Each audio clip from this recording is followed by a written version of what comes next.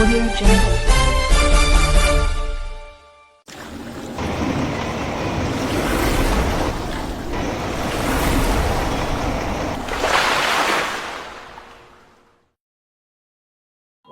ಇವತ್ತು ಮುಳಬಾಗಿಲು ತಾಲೂಕಿನ ಸರ್ಕಾರ ನಿವೃತ್ತ ನೌಕರರ ಏತಿಕೆ ವತಿಯಿಂದ ಇವತ್ತು ಬೆಳಗಾವಿ ಅಧಿವೇಶನಕ್ಕೆ ನೌಕರ ಮುಷ್ಕರಕ್ಕೆ ಹೋಗ್ತಾ ಇದ್ದಾರೆ. ಅವರು ಬೇಡಿಕೆಗಳು ಈಡೇರಲಿ.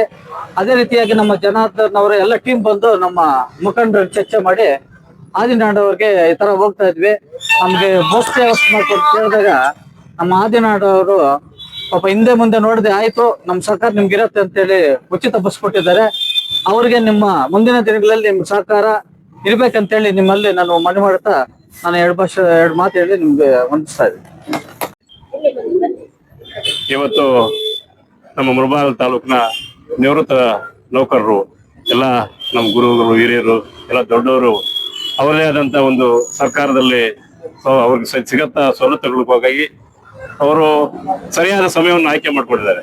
ಯಾಕಂದ್ರೆ ಬುದ್ಧಿವಂತರೆಲ್ಲ ಬೇರೆ ಟೈಮಲ್ಲಿ ಇವ್ರು ಮುಷ್ಕರ ಮಾಡಿದ್ರು ಪ್ರಯೋಜನ ಆಗೋದಿಲ್ಲ. ಇವಾಗ ಬೆಳಗಾಂನಲ್ಲಿ ರಾಜ್ಯ ಸರ್ಕಾರದ ಅಧಿವೇಶನ ನಡೀತಾ ಇದೆ. ಈ ಸಮಯದಲ್ಲಿ ಅವರು ಸರ್ಕಾರದ ಗಮನ ಸೆಳೆದ್ರೆ ಈಗ 100% ಇವಾಗ ಅವ್ರ ಸಮಸ್ಯೆಗಳಿಗೆ ಒಂದು ಸಾಲ್ವ್ ಆಗತ್ತೆ. ಇವಾಗ ಈ ಟೈಮಲ್ಲಿ ಇಂಥ ಟೈಮಲ್ಲಿ ಹೋಗ್ಬೇಕು, ಅವರ ಒಂದು ಸಮಸ್ಯೆಗಳಿಗೆ ಪರಿಹಾರ ದೊರಸ್ಕೋಬೇಕು ಅಂತ ಹೇಳಿ ಅವರು ನಮ್ಮ ನಾಯಕರಾದಂತ ನಮ್ಮ ಆಜ್ಞಾನ ಅವರ ಸಹಕಾರ ಬೇಕು ಅಂತ ಹೇಳಿದ್ರು. ನಾವು ನಮ್ಮ ಮುಷ್ಕರಕ್ಕೆ ಪ್ರತ್ಯಕ್ಷವಾಗಿ ಪರೋಕ್ಷವಾಗಿ ನಿಮ್ ಸಹಕಾರ ಇರ್ಬೇಕು ಅಂತ ಹೇಳಿದ್ರು. ಎಲ್ಲರೂ ಅವರು ನಮ್ಮ ಆಜ್ಞಾನ ಅವರು ದೊಡ್ಡ ಮನಸ್ಸು ಮಾಡಿ ನಮ್ಮ ಸಹಕಾರ ಅವ್ರಿಗೆ ಕೊಟ್ಟಿದ್ದೀವಿ. ಮುಂದಿನ ದಿನಗಳಲ್ಲಿ ನಾವು ಅವ್ರ ಜೊತೆ ಇರ್ತೀವಿ. ಅವರು ಈ ಒಂದು ಪ್ರಯಾಣ ಸುಖಕರವಾಗಿ ಶುಭವಾಗಿ ಬರ್ಲಿ. ಇವ್ರ ಬೇಡಿಕೆ ನಮ್ಮ ರಾಜ್ಯ ಸರ್ಕಾರಕ್ಕೆ ಸರ್ಕಾರ ಗಮನಕ್ಕೆ ತಂದು ಸರ್ಕಾರ 100% ಈ ಅಧಿವೇಶನದ ಒಳಗಡೆ ಇವ್ರ ಬೇಡಿಕೆಗಳು ಈಡೇರಿಸುತ್ತೆ ಅಂತ ಒಂದು ಭರವಸೆ ನಮ್ಗಿದೆ. ನಮ್ಗೆಲ್ರಿಗೂ ದೇವರು ಒಳ್ಳೇದು ಮಾಡ್ಲಿ. ಎಲ್ಲ ನಿಮ್ಮ ಒಂದು, ಯಾಕಂದ್ರೆ ನೀವೇನು ಪಾಪ ರಿಟೈರ್ಡ್ ಎಂಪ್ಲಾಯೀಸ್ ಆಗಿ ನೀವು ಅನ್ಯಾಯವಾಗಿ ಹೋಗ್ತಾ ಇರುವಂತ ಒಂದು ಬೇಡಿಕೆ ಅಲ್ಲ, ನ್ಯಾಯಯುತವಾಗಿರುವಂತ ಒಂದು ಬೇಡಿಕೆ.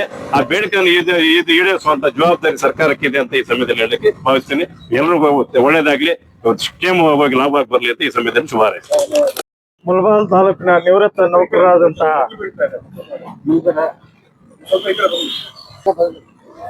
ನಿಮ್ಮ ಬೇಡಿಕೆಗಳನ್ನು ಈಡೇರಿಸಿಕೊಳ್ಳಲು ಬೆಳಗಾವಿ ಅಧಿವೇಶನಕ್ಕೆ ತಾವೆಲ್ಲರೂ ಕೂಡ ಇವತ್ತಿನ ದಿನ ಮುಳಬಾಗಿಲು ತಾಲೂಕಿನಿಂದ ಪ್ರಯಾಣ ಮಾಡ್ತಾ ಇದ್ದೀರಿ.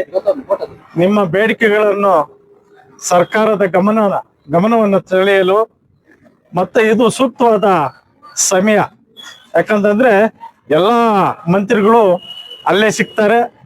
ಕೆಲವರು ಏನ್ ಮಾಡ್ತಾರೆ ಅಂದ್ರೆ ತಮ್ಮ ಬೇಡಿಕೆಗಳನ್ನ ಈಡೇರಿಸಿಕೊಳ್ಳಲು ಸ್ವಾತಂತ್ರ್ಯ ಹೋರಾಟಗಾರರ ವೇದಿಕೆಯಲ್ಲಿ ಅಲ್ಲೇ ಧರಣಿ ಸತ್ಯಾಗ್ರಹ ಮಾಡಿಕೊಂಡು ಪಾಪ ಬಿಸಿಲು ಚಳಿ ಅನ್ನೋದೇ ಇರ್ತಾರೆ ಸತ್ಯಾಗ್ರಹ ಮಾಡ್ಕೊಂಡು.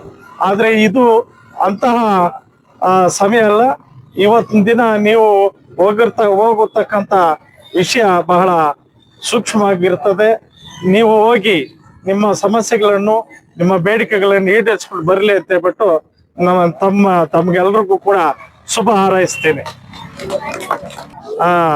ಸಹಾಯ ಮಾಡಿದಂತಹ ನಮ್ಮ ಕಾಂಗ್ರೆಸ್ ಮುಖಂಡರು, ನಮ್ಮ ಕಾಂಗ್ರೆಸ್ ಅಭ್ಯರ್ಥಿಯಾದಂತಹ ಆಜ್ಞಾನ್ ಅವರಿಗೆ ಮತ್ತೊಮ್ಮೆ ಧನ್ಯವಾದಗಳನ್ನು ಅರ್ಪಿಸ್ತಾ ಇದ್ದೀವಿ.